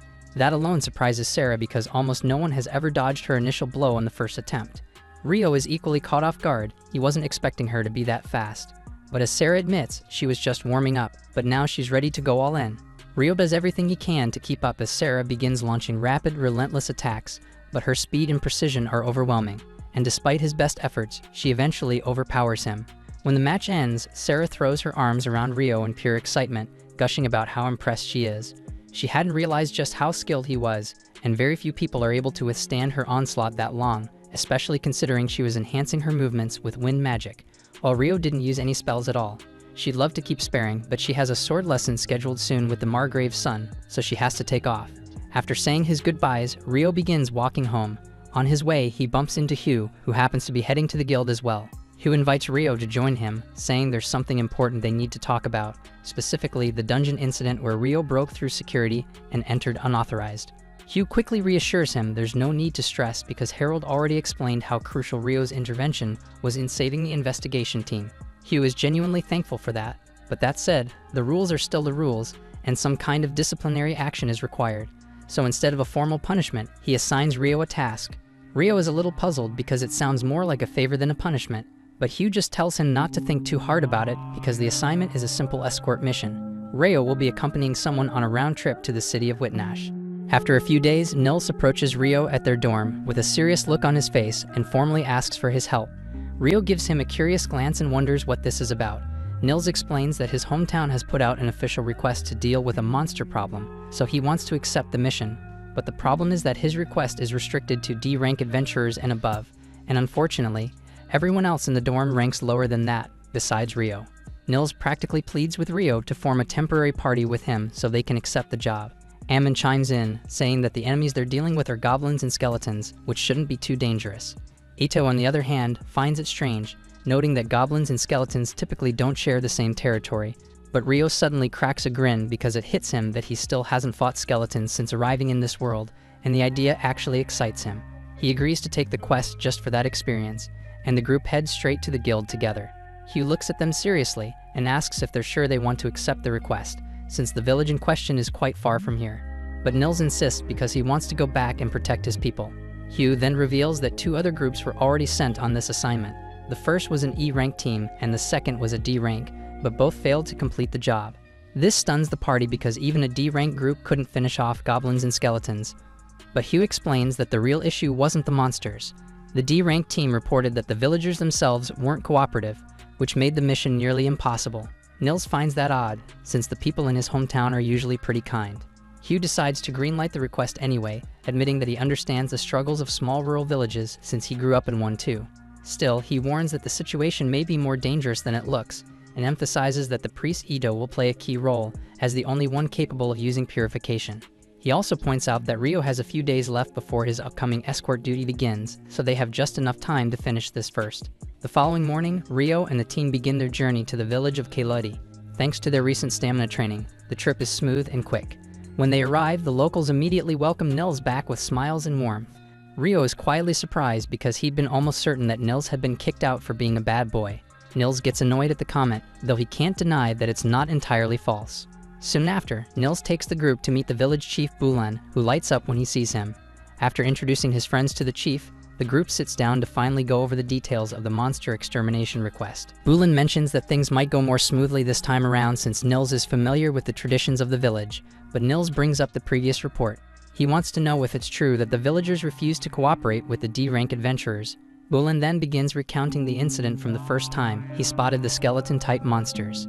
He says that when the E-ranked group showed up, they chased the monsters too deep into the eastern forest, which is considered forbidden land by the villagers. They would have been forced to leave the village anyway, but they ended up injured and pulled back on their own. When the D-rank squad arrived afterward, the trust had already been broken. The locals didn't even want to offer them shelter, and that's why the D-rankers returned with nothing to show for it. Nils completely understands the villagers' behavior, but he knows his companions are confused since they're lacking some crucial context. That context, however, is a closely guarded village secret, and Nils tells them to wait until he gets permission from the village council to explain. At night, the group stays at Nils' family home, where they're greeted warmly by his younger siblings. They start chatting about how Nils always dreamed of becoming an adventurer the moment he came of age, but after their parents passed away, he put that dream on hold to care for his little brother and sister until they could stand on their own.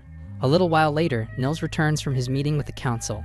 He tells the group that the council granted him permission to share the village's hidden knowledge with them.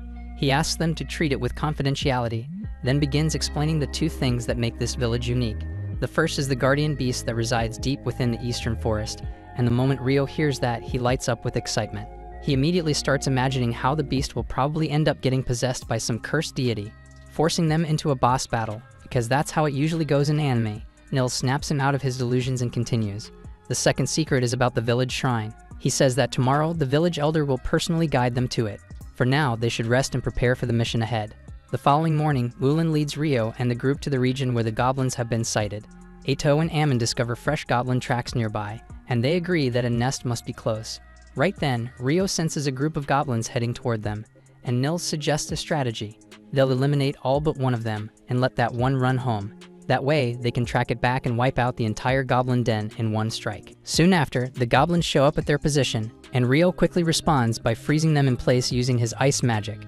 Then the rest of the team wastes no time and dives in to handle the paralyzed enemies, taking them out one by one, while intentionally leaving just one survivor to run back to its den. They trail behind it discreetly and find it chattering with a group of goblins gathered outside a nearby cave.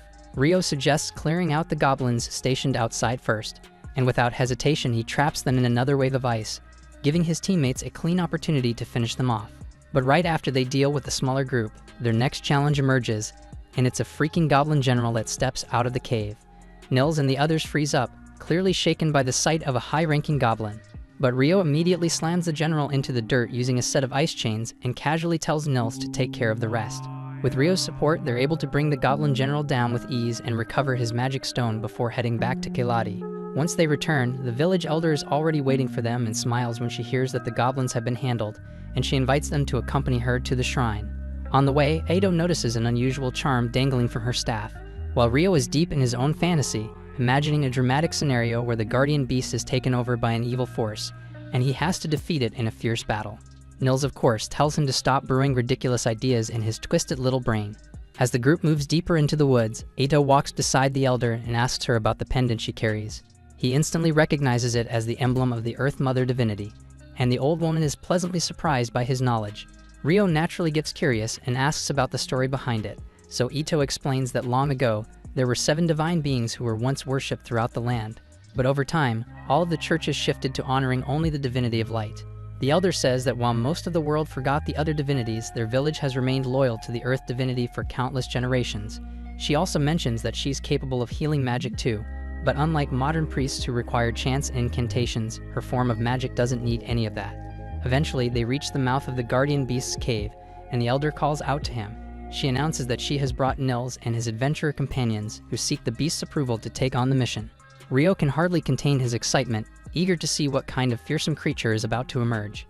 Then a massive wolf with the ability to speak steps out of the shadows, and Rio is frustrated because the beast doesn't look cursed or dangerous at all, so no epic boss fight for him. The then wolf scans the group, and his eyes pause the moment they land on Rio. He introduces himself as Nkuzan, then he asks for Rio's name, which totally stuns both Granny and Bulan, since the guardian beast has never once shared his name with anyone before. Nkuzan calmly explains that his name tends to be a bit much for humans to pronounce, so he usually doesn't bother sharing it, but with Rio he felt compelled to make an exception.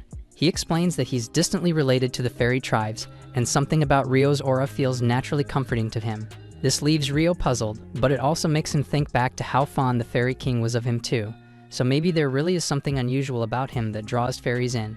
Either way, he thanks the great wolf for his kind words, and Kuzan lets out a hearty laugh, telling the elder that she's brought him a rather special visitor this time. With introductions out of the way, Kuzan begins explaining the details of the quest. There are around 30 skeletons sealed inside the shrine, including their leader, and he's been the one holding them back this whole time. He warns that the boss is significantly stronger than the rest, and they'll need to deal with the lesser undead first before attempting to confront it, and everyone agrees to the approach. Afterward, we see Ado unleashing his light magic, making quick work of the regular skeletons scattered around. Once the path is cleared, Ammon and Nils pull open the shrine gate, revealing a towering skeletal monstrosity sealed within. Rio instantly enchants their weapons, turning their swords into massive ice-forged hammers, and tells them to focus on dealing physical damage while he keeps the creature off balance. Before the fight begins, Rio crafts a glowing ice flower high above them, launching it into the sky as a signal to Nkuzan to lift the seal on the gate. Then, as soon as the seal breaks, the boss skeleton charges out of the shrine. Rio instantly freezes the ground beneath it, causing the creature to lose its footing and slip. That gives Ammon and Nils the opening they need to go to town on it with their hammers. Every time the boss tries to recover, it ends up slipping again, giving them more time to whittle it down. It's a tough battle, but they eventually wear it out and bring it down. With the threat neutralized, the team decides to explore the interior of the shrine. Curiously enough, even the Elder herself has never been inside. At the far end of the cave, they find a statue of the Earth divinity, holding what appears to be a broken sphere in her hand. The Elder suddenly recalls how the previous generation's village elder used to speak of a glowing jewel held by the statue that one day turned pitch black before shattering into pieces. She also remembers Nkuzin mentioning that the shrine had started receiving unfamiliar mana from some distant place. Putting the pieces together, she concludes that whatever this strange energy is, it's likely what gave rise to the monsters. So she decides to place a protective seal on the shrine using her magic, to keep the corrupted mana out and prevent more creatures from being born. With the mission completed, the group makes their way back to the town of Loon. On the road, they talk about how nearly 300 days have passed since they first became adventurers, and that means their time in the dorms is almost up. Nils and Ito reveal that they've already started making plans, and they ask Ammon and Rio to move in with them once they rent a house together. Ammon is immediately all in and agrees without hesitation, but Rio says he needs some time to think about it, since there are other things he still has to factor into his decision. Thanks for watching. If you enjoyed the recap and are excited for the next episode, make sure to like, subscribe, and hit that notification bell so you don't miss our daily recaps.